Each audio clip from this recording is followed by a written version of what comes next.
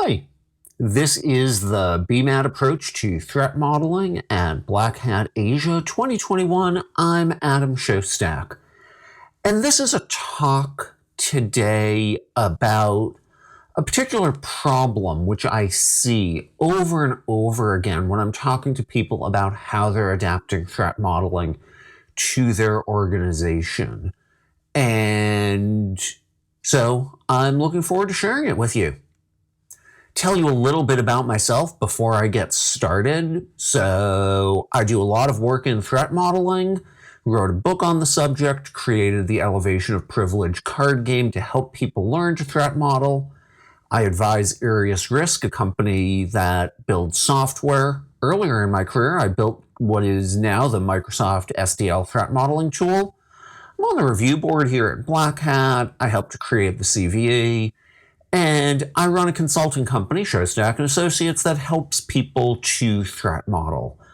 And today, this is really focused on conflict between security and other teams. And I'm going to give you a quick introduction to threat modeling in case you're not familiar with how we do it today. There's been tremendous progress made in how we structure the way we threat model over the last few years. And I'm going to tell you about the BMAD approach. And I want to tell you, don't bother Googling BMAD. It's not something that people have heard about in this form before today. And so I will explain it later on in the talk where the name comes from. Let's get going. So, I want to start out by talking about security teams and conflict. This is something I hear over and over again, is that the security team is in the midst of yet another escalation with development, with operations. I was talking to a buddy of mine and he said, Adam, how do I get these folks to stop fighting? But there's really this pattern where security is fighting with ops, security is fighting with software development. Security needs to learn to talk to the business.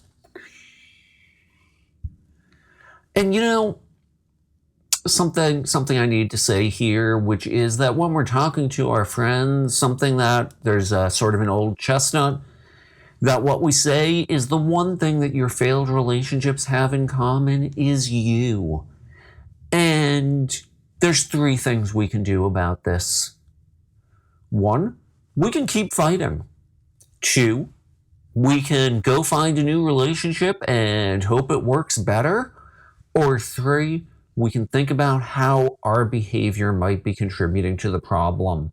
And spoiler alert, that's what this talk is about, is the way in which a particular pattern of behavior by security teams leads to needless conflict and reduces our ability to protect the businesses in the way in which we hope to protect them. So, let me give you a quick intro to threat modeling. This is Adam's 2-minute intro for those of you who are not familiar. Bear with me if this is review. So let me start. What is threat modeling? Threat modeling is very simple. It's the use of models to help us think about threats. And a model is an abstraction. We get rid of some details so we can see the forest, not the trees. And a threat, the way I'm using it, we use it in a lot of ways in security. The way I use it is the promise of a future problem, especially if we don't do something to fix it. He threatened to beat me up if I didn't give him my lunch money. That's a threat. And in computer security, there might be a threat that someone's going to brute force logins on this particular API, or they're going to reuse stolen credentials to get in over this API, and then we might build defenses to deal with that anticipated problem. And so threat modeling is a powerful set of techniques that we use, and sometimes people confuse it with threat intelligence. Let me compare and contrast.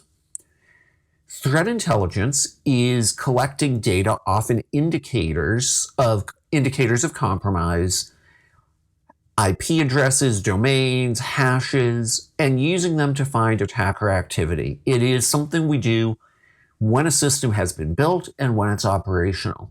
In contrast, threat modeling is about anticipating these problems, perhaps including realizing that we might have problems and that we might need to react to them, and so designing our systems to deal with them. And, really want to emphasize that threat modeling is actually pretty easy. Many of us picked it up by osmosis. We learned it without having to have a huge amount of structure. And today it's helpful to have some structure. And the structure I like to use the most is what I call the 4-question framework. The 4-question framework is 4 simple questions. What are we working on? What can go wrong? What are we going to do about it? Did we do a good job? And if you simply ask these questions, you're doing threat modeling. And we can get very specific in the ways in which we answer them. Excuse me.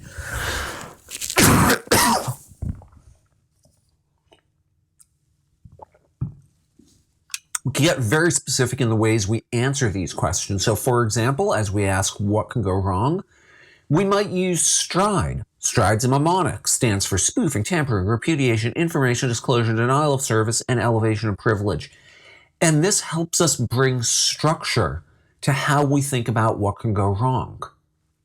So that is my 2-minute introduction to threat modeling. And let me tell you, threat modeling is full of traps. That might be pushing the forward button on your remote control slightly too early, but there are much more important traps which you can fall into. And it's a trap because it's easy to fall into these things. We're going along with good intent and we make a mistake. Or we don't even make a mistake. We just fall into a pit. And threat modeling is so full of traps because it's easy. Because we learn it from osmosis, the ways in which we fall into traps are legion, and this talk is about one particular trap that keeps getting us, the BMAD approach. So let's talk about what that is. As we do, I want to put this in a little bit more context. I created the Jenga model of threat modeling. And the idea is we have at the top a secure product delivery system, and we support that with a set of building blocks. And unlike in Jenga, where the goal is to have the tower not fall down, our goal is to build up a tower that's stable. And we do so with 3 types of blocks. We do so with technical building blocks, things like STRIDE and data flow diagrams, the software we use to threat model, the mental tools we use to structure our thinking. There are organizational building blocks, things like metrics and executive support and how we file bugs. And there are interpersonal skills, things like humility and active listening and a constructive approach to engineering. And so this particular talk is organizational. It's about conflict that happens in the way organizations interact, in the way they structure their threat modeling work. And I want to be really clear. This is a conflict that emerges from good intent. Nobody here is saying, I'm trying to make a problem, but this conflict happens over and over. And so the tooling we use in threat modeling is a little bit different. So I think about this in terms of how much engagement does each engineer need to have and how much attention is required. So over in this corner is the secure development lifecycle, the framework, and most engineers don't need to pay attention to it at all. Then in the middle is a set of tools. If you're not familiar with these tools, don't worry about it. These tools are all the software we use in threat modeling, the static analysis, the fuzzers, the testing tools. And most engineers don't need to pay close attention. They don't need to be really involved in how these work. They get a bug, they deal with the bug, and they might need to know something about how the tool works. But if they don't really understand it, it's okay. They're managing one discrete little issue. And then threat modeling is a little different in that it often requires a little bit more thinking on the part of the participants. And so that brings me to how BMAD causes problems. And again, you do not know what BMAD stands for yet, and that's okay. Don't be mad. So the basic scenario is this. The developer comes along and says, hey, can you help us secure this system? And the security team, represented here by an awesome little ninja dude, says, sure, bring me a diagram. And the ninja person is the security team, not the attacker here. Anyway, the security person says, bring me a diagram. And the developer says, okay, sure, I can bring you a diagram. You know, what they're really thinking, what the heck is a diagram? I'm a developer, I'm not an artist. What does the diagram look like? And so they go off and they diligently create a diagram, like a blueprint of everything they're doing, and they hone it, and they put it through a review cycle, and they bring back this great diagram, and the security team says, oh my gosh, let me tell you about all the problems we've got here. And the security team says, what? I did what you told me. So there's some things that happen here that are important to understand. One is that the security team's view of what's happening is that all these folks are showing up saying, hey, can you help us secure this system? Can you help us secure this system? The security team says, bring me diagrams, and then they wait.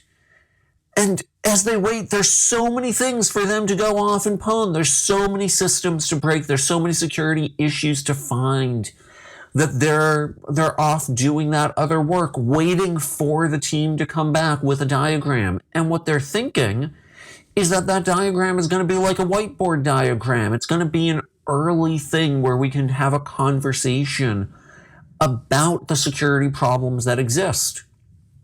And what we have here, is a failure to communicate. And this is common, and you've probably seen diagrams of these swings where the customer wants a tire swing and they don't get it. And I picked this particular one because security doesn't even show up. This is not really a security-specific failure to communicate. The failure to communicate is not a problem that's unique to security. It happens all over the place in business. But this is a talk about a particular security failure. So what's happening here is miscommunication about expectations. Do I want that blueprint or do I want a whiteboard?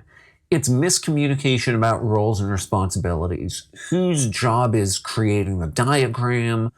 What is the thing that happens? Is it a review or a dialogue about what we're going to go do? And, you may be saying, oh God, this is so boring, Adam. I just want to pop systems. There's so many things out there. There's so many cross-site scripting issues in my system. There's so much SQL injection. Why are we talking about this?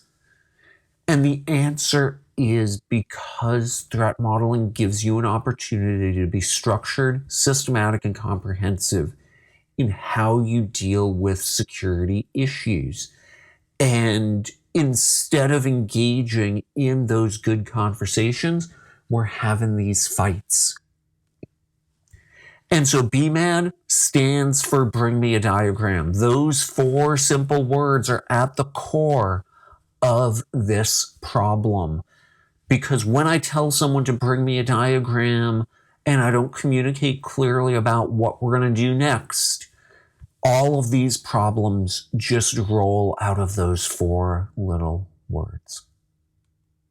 So there are some contributors to the problem. Again, security teams are highly loaded, and especially security teams cannot hire enough of those application security folks who have real software design experience, who can talk fluently about design trade-offs. Security teams are learning about threat modeling today, and I'm watching a lot of really exciting progress in the field.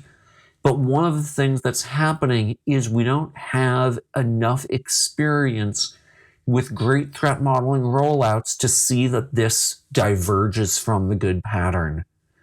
And When I talk about threat modeling, I talk about 4 questions. What are we working on? What can go wrong? What are we going to do about it? And did we do a good job?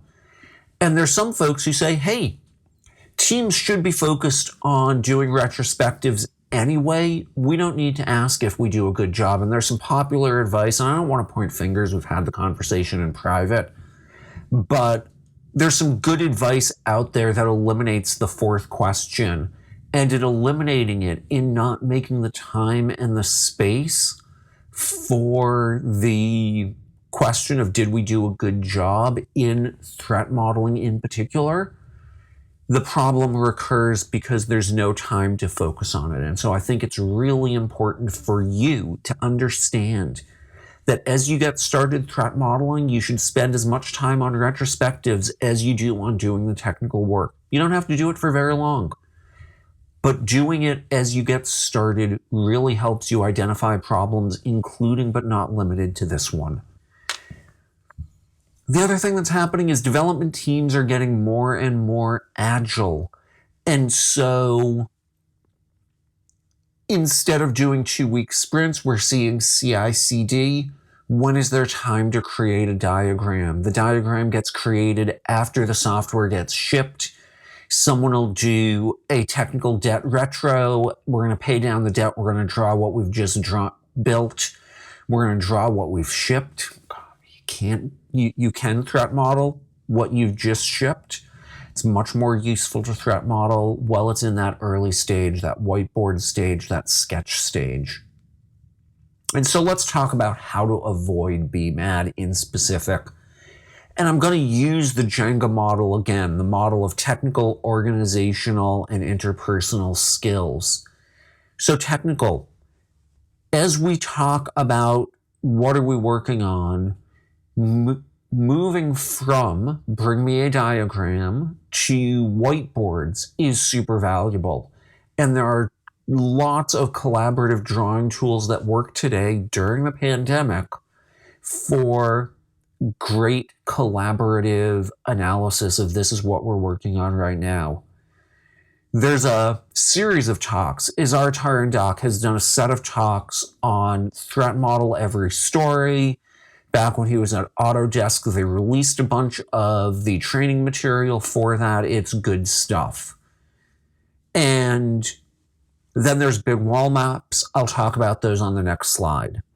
As we talk about our deliverables, having a sample of this is the sort of diagram we expect to see at this stage really helps set people's expectations about the level of quality that you're looking for, the level of refinement, the level of review, which should be low. You want these things to come in early on while there's time to make changes to the systems that are being developed. You want to align the deliverables to the 4 questions of threat modeling. So a deliverable is what are we working on here? A deliverable is a set of answers to what are the questions or what can, a deliverable is a set of answers to the question, what can go wrong? That might just be a list. And then later on, as we figure out what are we going to do about it, we write bugs for each of those things. And you want to think very explicitly about what skills do people need to answer these questions well. So does the security team have design skills or penetration testing skills? I know where that falls today. Does the development, the ops team, the SRE team have security skills? If you know the answers to these questions, you can think about appropriate focused training to help people deliver the skills they need to do these things. Let me speak about big wall maps, which is another part of the technical approach to threat modeling. When we're in offices, the space on the walls is a super limited resource that we can think about, and we think about how do we budget it. And we use that wall space to show what's important to us. We put Kanban boards on it. We put Scrum boards on it to generate shared awareness. And in a shared office space, we can also create a big wall map of the software. And as we threat model, we can go up to that wall map and we can say, hey, my story adds a line between these two components. I need to think about how that could be spoofed, tampered, repudiated, etc. Or my story doesn't change this. I'm just changing an algorithm we're using on the same data. Ooh, but I should think about how I'm parsing the data that I get from this database because I see that it's on the far side of a trust boundary. And so this is easier, frankly, when we're all in a shared space, and that's not the case today. But we can emulate it. We can build these maps. We can show what the system overall looks like. And in doing so, we reduce redesign work. And we keep everyone focused on there's a method to the madness. You should know how your system fits in to the big picture. The organizational fixes to BMAD. First, know who delivers what to whom. And some of these deliverables, like the models of a system, can be collaborative. It can be the security team works with the developer to build a quick model of the system. You should know if your team, if your security team, if your organization thinks about early and often as a win, we want to invest the energy in it, or it's a waste. No, bring us a diagram. We're okay with the conflict. We're okay with treating this as a review, and I'll talk about that in a minute. But you also have to think about how much design work can the security team really do? How many engagements do you have? What's the time per engagement? Are we staffed to meet these goals? And how do we balance this with other tasks? I believe that threat modeling is the most important work I do. And I say that as someone who helped create the CVE, and I'm on the review board for Black Hat. And I think threat modeling is the work that generates all of the other investments I make in securing products, systems, and designs. And so I believe that this works. I believe that it can be taught and that you ought to be doing it. Then there's the interpersonal Jenga building blocks as we respond to the BMAD problem, the bring me a diagram problem. So are we going to have a design collaboration or a design review? That's a choice that your organization can make, is making, and either you're making it consciously or accidentally. Communicating expectations both organizationally and as part of every meeting is really important. Saying things like, this is going to be a collaborative meeting, we're going to spend about an hour, or maybe we're going to spend 5 minutes developing a system model. We'll work through what can go wrong as it's natural, but we're going to come back and do that later. Our goal here is to have a good system model. Or maybe you're going to say, this is a design review meeting. 1 out of 10 of these have no stop issues, or 8 out of 10 of them. That number is really important for setting expectations and having people anticipate what's going to happen. And so with that, I want to say thank you for your time, for your attention. And I want to encourage you to avoid naively saying the words, bring me a diagram. It's going to lead to problems. Couple of resources for you as I take questions. A group of 15 experts in threat modeling recently released a manifesto for threat modeling. The thinking in this talk really ties to that. We thought about ways to reduce conflict to make threat modeling effective. It's short, it's easy to read, it's Creative Commons at threatmodelingmanifesto.org. And there's associates.shostack.org/whitepapers, where you can see the Jenga white paper. With that, if you're here at Black Hat Asia, I am happy to take questions. If you're not, here's my email, adam@shostack.org. Shoot me an email. Talk to me on LinkedIn. I'm always happy to take questions and talk about threat modeling. Thank you.